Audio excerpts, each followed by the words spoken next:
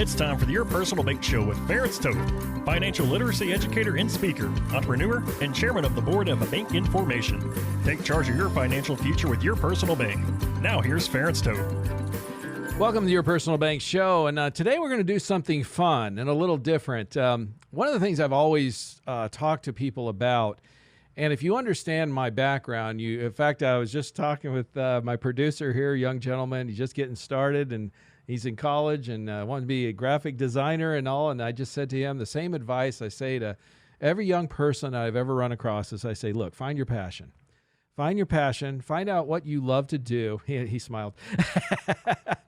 But anyway, it's true. You find your passion, and then you know what? If you're great at what you do, in other words, doesn't feel like work, you would do it anyway if you weren't getting paid. And that's kind of honestly how I feel. We were just talking about it. This doing this radio show is kind of it's a part-time. It's become a part-time job, yes. But as my wife says to me, she goes, "You always look forward to when you get to do the shows because those are fun for you." I said, "Yeah, they are." It's a great way for me to kind of share some ideas, share some thoughts. And I've got so many positive responses from folks over the last almost the last year. Thank you for that. My goal is not to get in the weeds and get into, I know it's money radio. I know we're here talking about money. And for a lot of people, that can be really a boring topic. Let's be real.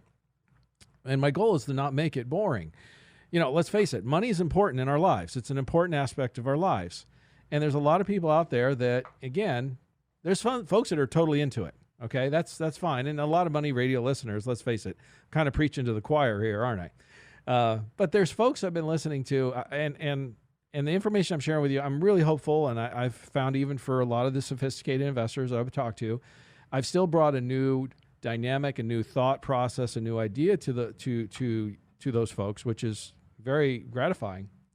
But I'm also I'm reaching out and touching people who, a lot of them say, I wouldn't normally listen to a money radio broadcast, but after talking to you, I find myself tuning in and I'm learning stuff all the time. And I'm like, that is awesome because it's expanding and broadening the audience. And again, money is an important aspect of our lives. It's not the most important thing. I'm the first to say that, but it's certainly one of the things, I've been very successful and I've been flat broke.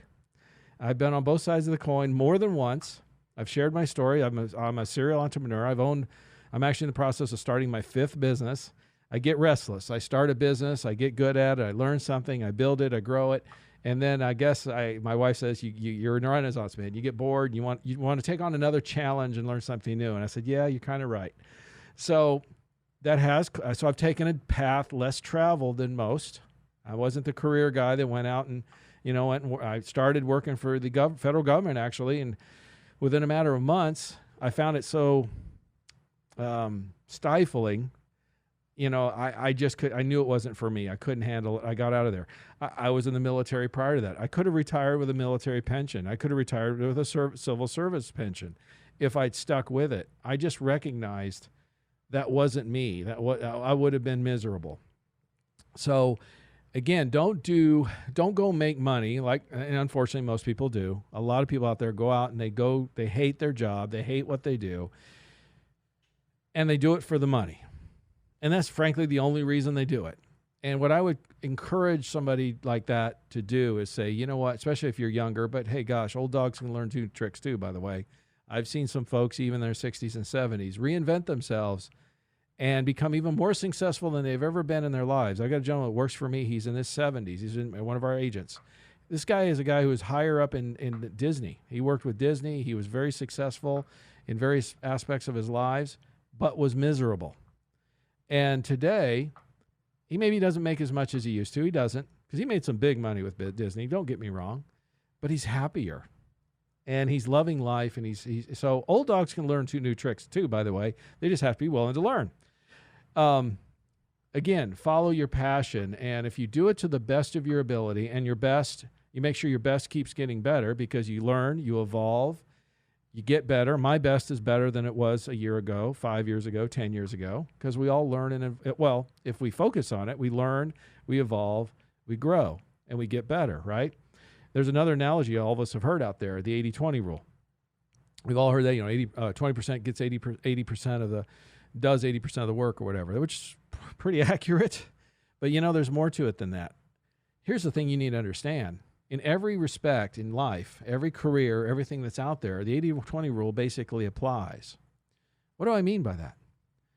Well, if you're going to get surgery, let's say you're going to go get heart surgery, there's an 80% chance your surgeon is an 80%er. That's kind of a scary thought when you think about that a minute. In other words, what do they call a doctor who graduates at the top of his class? Doctor.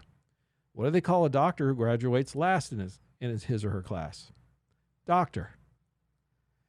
My point is, do you want to work with the 20% or do you want to work with the 80%? And that's whether it's a doctor, a lawyer, a financial advisor, a bricklayer, or anything else. I don't care what the person does for a living. If you're hiring that person or you're working with that person, ask yourself or find out or do the inquiry, are they 80% or 20%? Remember, if you open up you Google and you look them up and you say you just want to find somebody who's an 80% chance or an 80%er, right?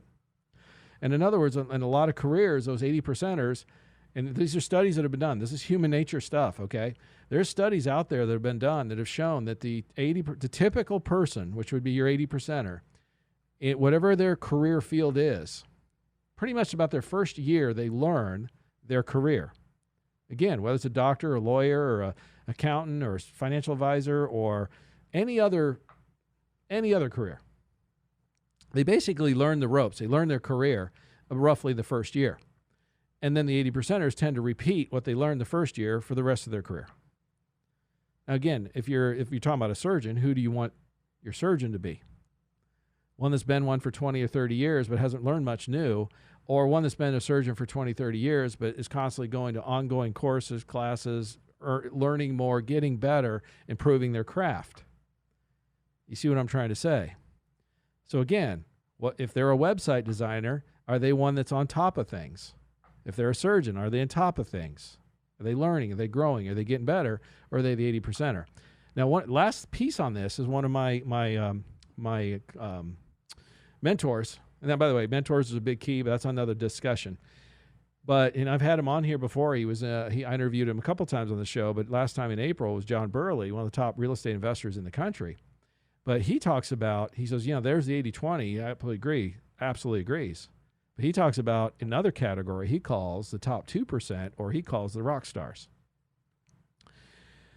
See, when I work with a client or they meet with me, I'll tell them this. I'll educate you on the personal bank concept, how it works, how it can improve your financial future, reduce taxes, gain access to more monies, improve your returns, all those kinds of things, which it can do.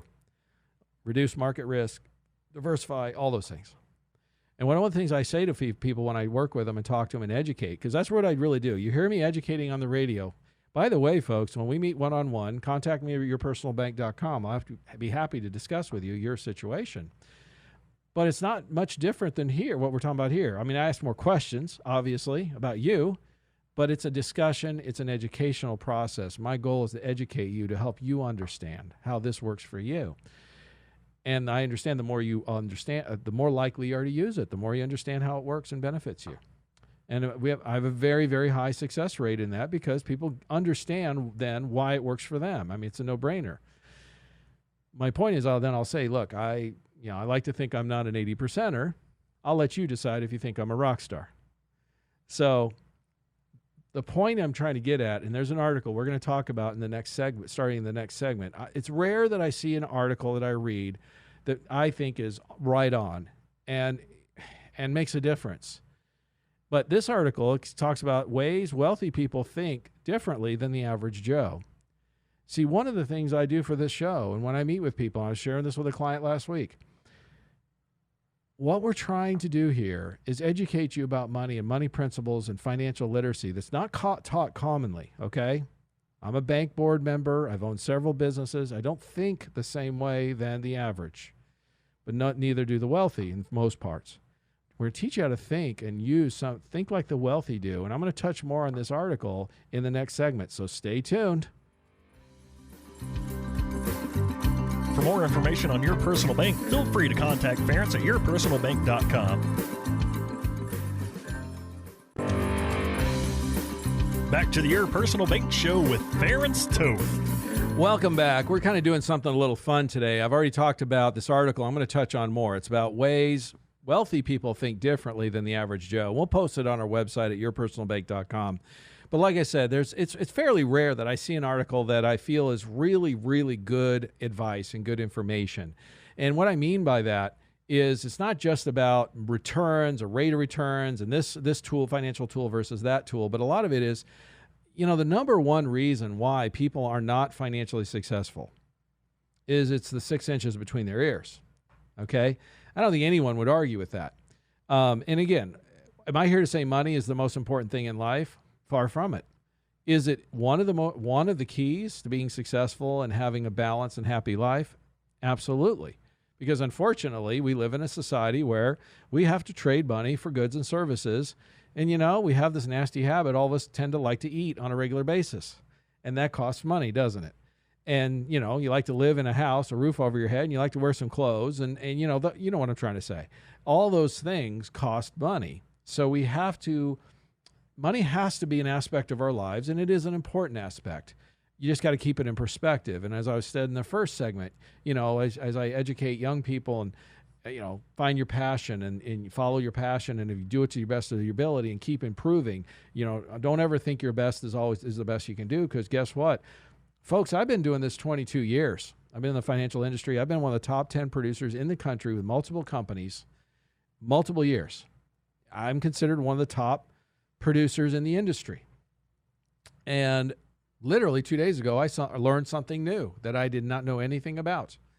And it looks like, and I'm doing some due diligence, but based on the information I'm seeing, I can see where it can save a ton of tax money and some other things for some of my specific clients.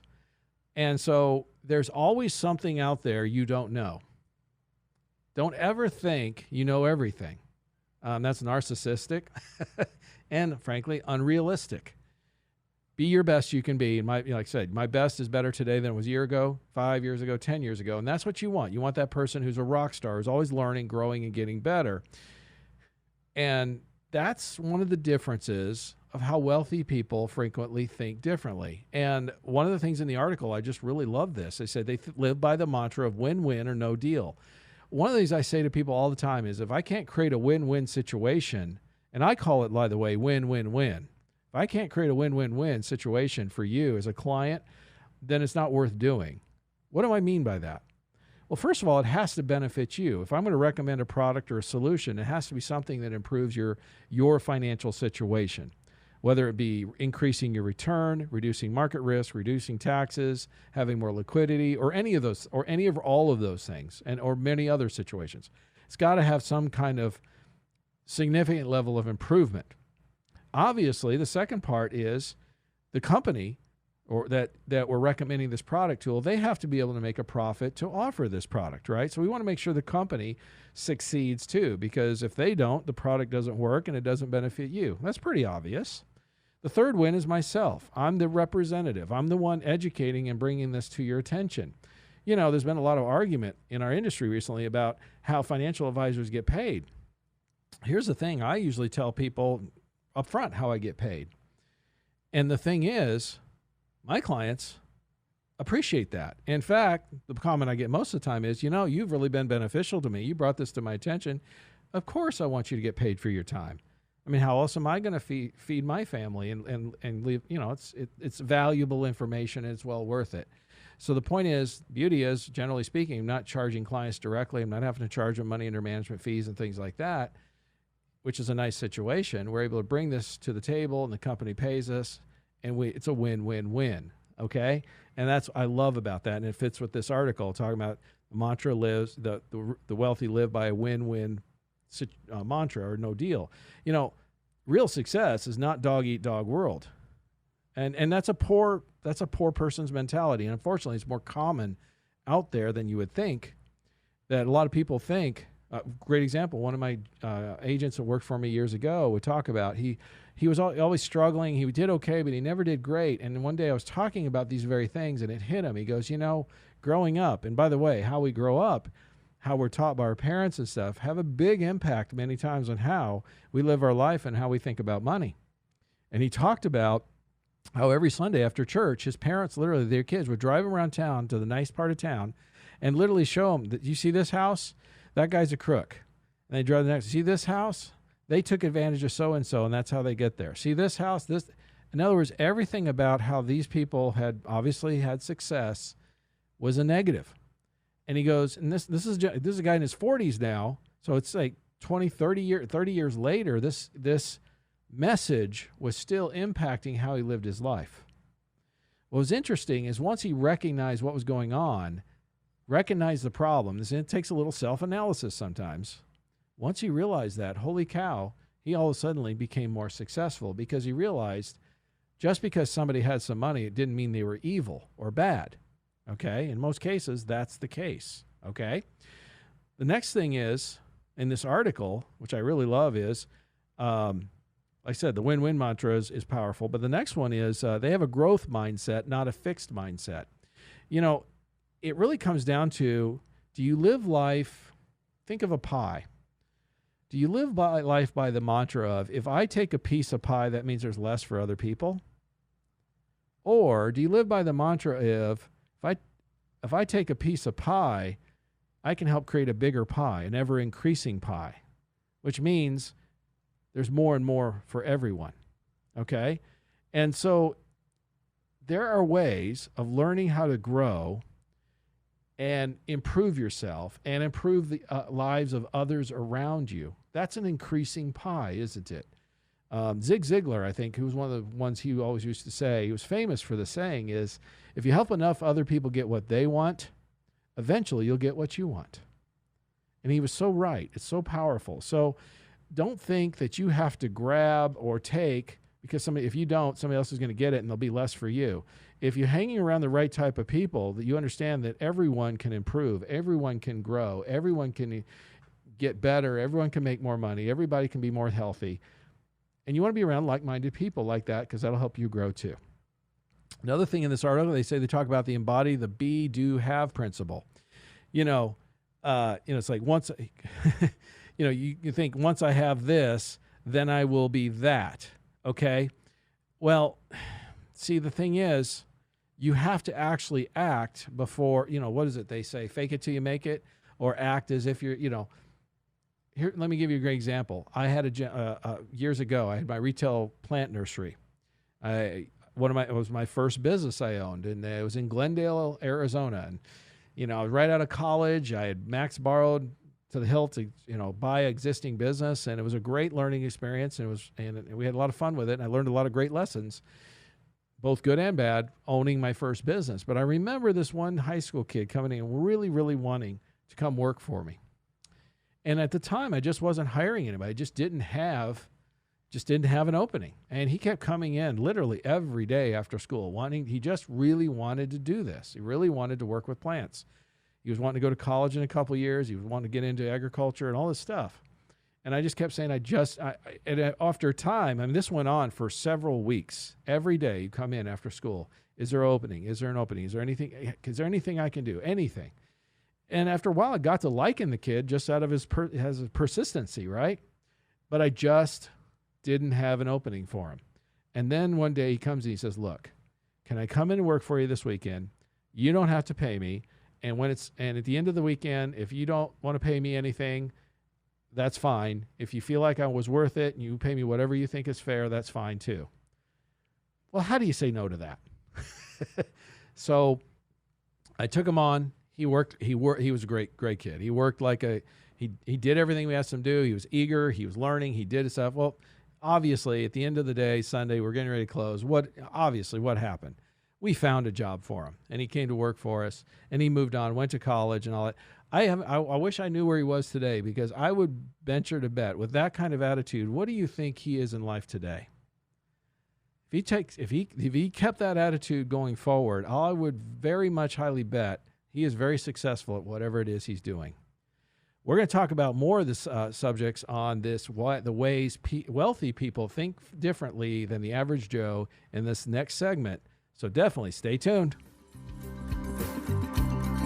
For more information on Your Personal Bank, feel free to contact Ference at yourpersonalbank.com.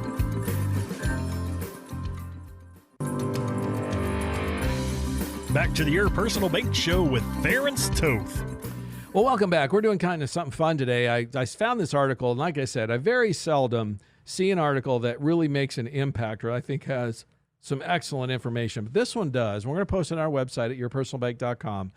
But the title of the article, of course, is Ways Wealthy People Think Differently Than the Average Joe. So, yeah, this is super important because even the client I spoke to the other day was telling me, and they'd set up personal banks a couple of years ago, and we're showing how to use that with the bank and access the money and create positive arbitrage. And the comment the lady said, the wife said, she goes, it's just so different. It took this makes sense. We're definitely doing better. It's exciting, but it's taken a little bit of time to learn. And I said, of course. And that's part of what we do when we work with people and educate. But I said, it's a different mindset about money. There's no question financially you're better off today than you were before we got started. She goes, oh, absolutely. We have more money to spend. We're paying less taxes. There's all kinds of good things. I said it's a paradigm shift in thinking about money. And what we're trying to do, really, what I'm trying to do with this show, what I'm trying to do with clients, is help them change their mindset and take a better mindset about money and improve their lives. And it's not just about your rate of return or this specific product or that tool. It's about a different mindset, and you will succeed beyond your wildest dreams. You have the potential in you, each of us do, to accomplish amazing things. You just have to, one, have the confidence to believe in yourself, and two, probably have some mentors. And I like to think I'm a mentor for a lot of folks these days, to go the right path to do that. This article is so awesome. Again, ways wealthy people think differently than the average Joe. We've talked about some of the things. They have eight things. Number 4, and if you didn't hear the first few, go back to yourpersonalbank.com and check out the previous segments, because you can listen to any of the previous shows anytime you want, by the way. But anyway, this number 4 was they don't wait until retirement to enjoy life. I love this one. And I think this one really hits home personally because I don't share this story often, but I've mentioned my name's Ference Toth. I'm half Hungarian. My dad escaped from Hungary in the 50s from the Soviets. And, I'm glad he did. I don't know if he would have lived. But anyway, I was born here. And so I'm first generation. And unfortunately, sadly, when I was 7 years old, my dad tragically died in a drowning accident. He was 35 years old. He had lived a full life already. He'd grown up in Hungary. He escaped communism. He came to the U.S. He finished college, became an acoustical engineer, got married, had 3 kids. I mean, he had accomplished a lot for somebody only 35. But tragically, I would have, obviously, I would have loved to see him, be around longer to see what else he was a great guy. And it made an impact on my life, as anyone would imagine, significant, where I realized you just don't know about tomorrow. Tomorrow's not guaranteed. Now, putting money away for the future and planning for the future, heck, I'm in the financial world. Of course, that's important. You have to do those things. But you can't do them. There has to be some balance. You have to also enjoy life while you're still here. There has to be a balance there. And that's why, most of you've heard, I've shared the stories, last 5 or 6 years, we've taken my wife and daughters, we've taken our girls to Europe for like a month in the summer. We've structured our business so we can do that, and we live like the locals. We don't spend extravagantly or anything. We want to immerse ourselves in the culture and get to know other people. And it's been life-changing experiences for us and our family. And my daughters they're teenagers today, much more mature than many of their peers for a lot of reasons, but that certainly is one of them. So you want to have a balance between fulfilling your life today and planning for the future. It can't all be about tomorrow. And of course, you can't be blowing everything and killing your future. You got to find a balance. The next one is wealthy people invest in themselves above all else. This is so true. And this kind of points out the thing I talked about before about being the 20/80 or a rock star. Grow, learn yourself, get better at what you do, make your best each year. Get better than you were before, because it's surprising what you'll learn. It'll be surprising how you'll become even better and better at what you do. I've become one of the leaders in the industry, in the country, in the personal bank concept as a result, with that attitude and that process over the last several years, just getting better and better and learning more. And what happens is, as I say, you find your passion, the money follows. So I keep earning more, basically. So because I'm helping more, like Zig Ziglar says, helping more people get what they want, well, you ultimately end up getting what you want. So it's very powerful. They know when to save and when to invest. I like this one. You know, we're talking about money radio here. Well, savings, basically the goal with savings is you're not going to lose money. You know, you have $1 now, and you put it in savings, and it earns interest and grows forward. Investing, so saving is, again, about preserving money and having an interest to growth, but not losing is the key. Investing is about growing, but it also often includes risk. It's not guaranteed. You've got to have a balance. And one of the things I run into all the time, unfortunately, is that I find so many people are in far too much of their money is in investing at risk, where there's no savings component. There's no diversification. There's no, hey, this is money's put away for the future, and I know it's going to be there. It's going to grow some interest, but it's savings. It's not investing. The terms have been blurred. So the point is, and even modern portfolio theory talks about 60% stocks, 40% bonds. In essence, you could break down that down to 60% investing, 40% savings. Now, it doesn't have to be bonds, by the way. Savings could be anything. Personal bank fits that category in terms of something that grows, doesn't lose. Like I say, we got 6% returns on those types of investments today. Those are savings. It's going to grow. It'll be there. You can create income off in the future. Investing involves risk. It can grow, but you could also lose. You don't want to have all of one or all of the other in most cases. You want a balance. And this article is that's so accurate. The next one, of course, really hits home for me. Some of you are going to be surprised by this one. It says they use insurance as a foundation for wealth building. That's interesting. See, a lot of people I talk to, including Money Radio listeners, mention or talk about, wow, I've just never heard about this before. I mean, this makes so much sense. And I love the idea of growing my money, having access to it, eliminating risks, reducing taxes, all those things that we do. Why haven't I heard about this before? Well, it's because you're out of balance. You're out of balance in terms of how most wealthy people think differently about money than the average. Okay? And that's the title of the article. They're right. See, it's like he says, it's not that the wealthy have all their money in insurance. Rather, they use it as their foundational tool. They start with that, and the middle class is not doing that.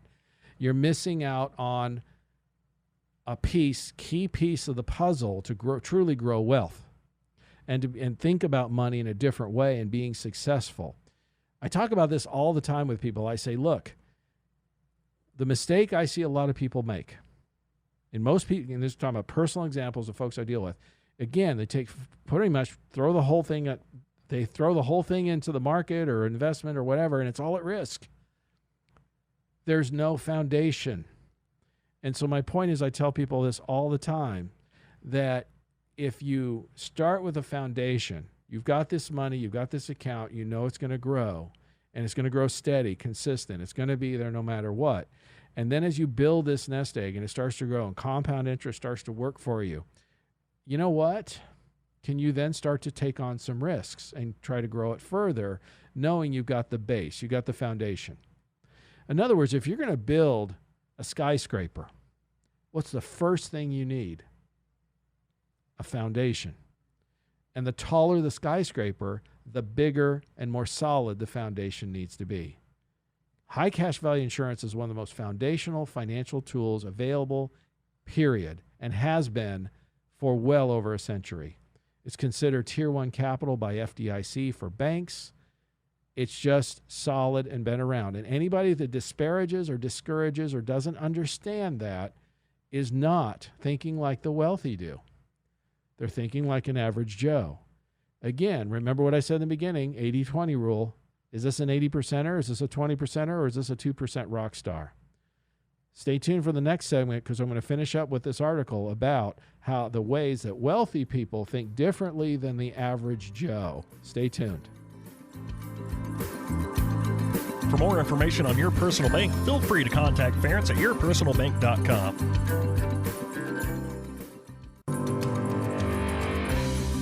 Back to the Your Personal Bank Show with Ference Toth. All right, we're rounding third. We're finishing up, but we've been talking about something I think very powerful today. One of the best articles I've probably seen, frankly, in a very long time. And I'm not impressed by many articles, frankly. But this article, like I said, we're going to post it on yourpersonalbank.com. I encourage you to go there, check it out, pass it on, whatever. It's called Ways Wealthy People Think Differently Than Money About Money versus the Average Joe. And again, if you've missed the previous segments, I'm going to encourage you to go to the yourpersonalbank.com website, listen to the previous show, because this is powerful. This is something that folks need to listen to, understand. And if you want to change your financial future, you know, this is financial literacy 101. This is solid stuff. This is a good place to start.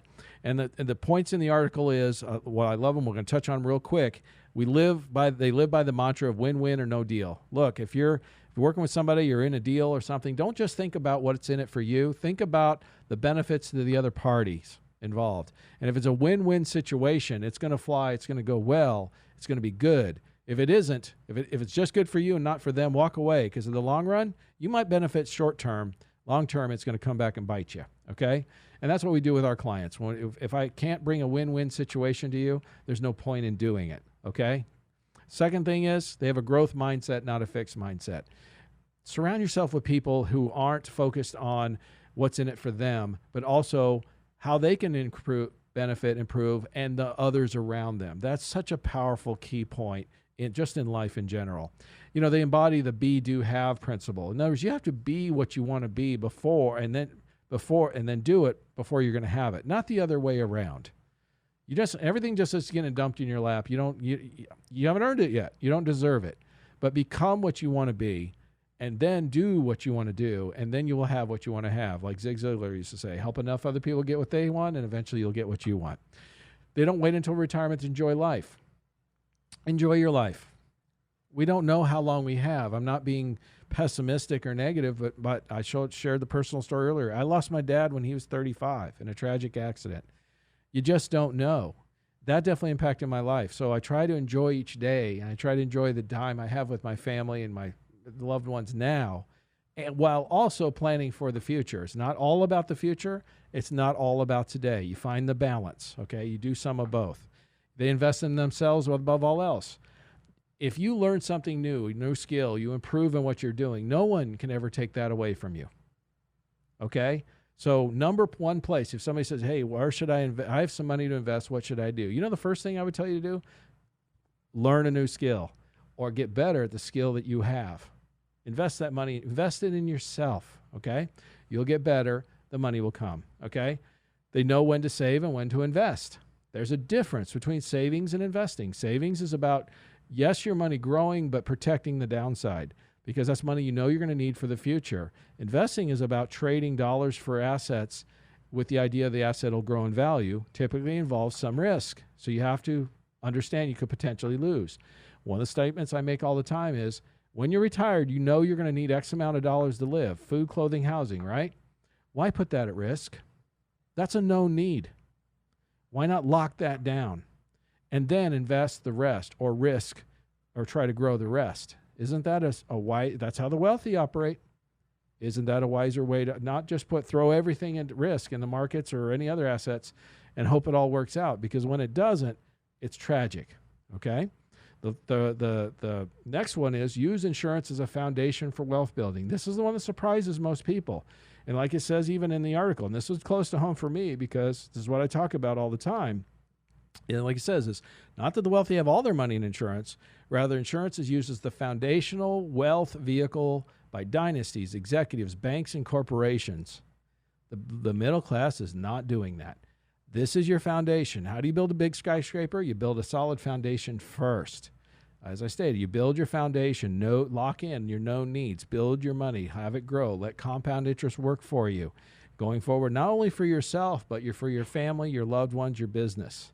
And then risk down the road, as you build that foundation, it's big enough, you can put some of it at risk, okay? Then the last one is they know control equals freedom. You see, when you control your money, you have freedom. Now, control of your money means that you have access, you can use your dollars. You know, understand your most valuable asset is not your 401k or your home, investment property, or your bank account. Okay? When you adopt that mindset, you start to think differently. Okay? Here's the thing. The more valuable you become, the more freedom you get. The better you become as a person, as a benefit to others, the more freedom you get. In other words, who's in control? And as far as investing your money, if you give it into an account, you put it into some statement I say all the time, you put it into an IRA or 401k, we all know you can't touch it to your 59 and a half without a tax penalty, for example. Is that control of your money, or someone else has control? I'm not saying you shouldn't do one of those things, but you got to understand you want control of your money. If you put it in a typical account and if you take it out, it stops growing. Well, why not put it in a personal bank, have access to it through the bank line of credit, and still earn interest on money you spent? But you're still, what are you doing there? You're still controlling the dollars. They're still in your control. Therefore, you can still earn the interest on them. When you give up the money to somebody else, you give it. I was talking to a gentleman yesterday. He said, should I take this money? Let me ask you this question. He goes, I'm going to buy a Tesla. I have the cash for it. Should I pay cash and buy the Tesla? Or should I put it in the personal bank, borrow against the bank line of credit, and use the money and buy the Tesla? And I told him that's exactly what you want to do. Why? Because if you bought the Tesla, bought the car, those dollars you used to pay for the car, are you ever going to see those dollars again the rest of your life? He's like, no. You'll get a car out of it. You get a Tesla. But you have the money that you gave is gone forever. What if you put it in your personal bank? Remember, he's earning 6%. In his case, he'll get charged 3%. So he's picking up 3% positive arbitrage on those dollars. Take that money and buy the Tesla. He's still got the car, but he's still making 3% on that money. Now, Teslas aren't cheap. I think he said it was around $75,000 or so for this particular one he was looking at. That's $75,000 at 3% just in 1 year creates a few grand, doesn't it, of interest in his control. How much is that in the next decade? 2 decades, 3, more. In other words, eventually he could earn back in interest as much as he paid for the car. That's called keeping control of your money, not giving up control of your money. And one of the last things I'll share on this, I share with us folks all the time, is we all have money coming in. We all have expenses going out.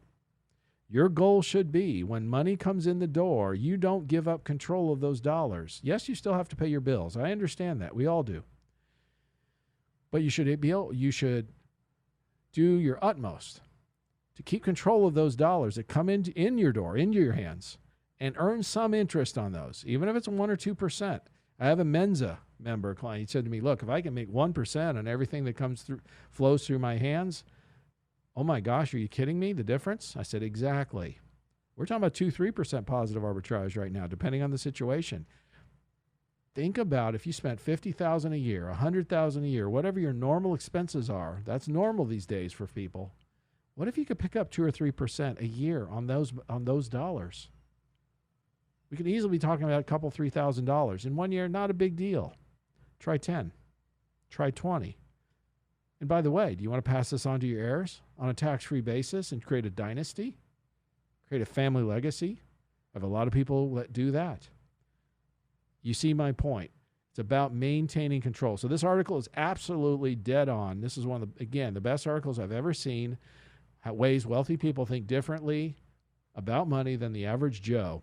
Check it out on our website at yourpersonalbank.com.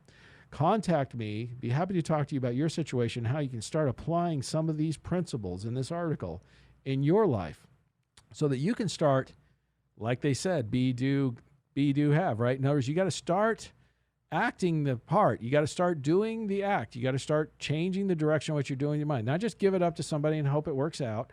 Not just put it in an investment and hope it pans out. You know, that can work, and sometimes it doesn't work. But do those things. Invest. I'm not saying not invest. Invest, but maintain control of those dollars while you invest. Change your financial future. Change your future of your family. Change the future of your business. That's what we do for folks. That's what we do for clients. Contact us at yourpersonalbank.com, and I look forward to talking to you very soon. Listen Tuesday at noon and Thursdays at 1 for more information on Your Personal Bank. Contact Ference at yourpersonalbank.com. This show is designed to provide accurate and authoritative information. The presenter and guest on this program do not engage in legal, accounting, or tax advice. Professional advice regarding your situation should be sought if required. Products and riders may have limitations and may not be available in all states. Excessive unpaid loans may affect performance. Distributions may become taxable if not managed properly. Replacements may not be suitable for everyone. There may be charges when replacing coverage. Compare when considering a replacement. Dividend rates and baseline of credit rates may charge. Contact yourpersonalbank.com for current rate.